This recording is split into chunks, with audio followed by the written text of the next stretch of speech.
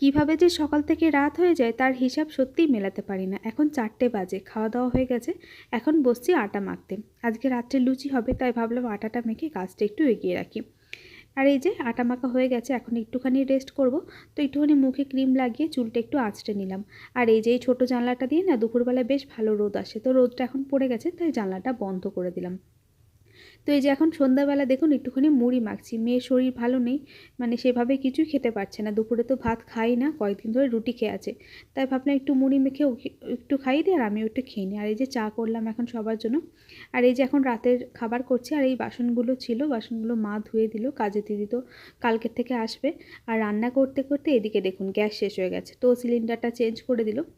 আর এই যে ও এখন লুচিগুলোকে লেচি কেটে লুচি বেলে দিচ্ছে, আর আমি এদিকে গরম গরম লুচিগুলো ছেঁকে নিলাম। আজকে রাত্রে ডিনারে আছে লুচি, ঘুগনি আর নলেন গুড়ের পায়েস।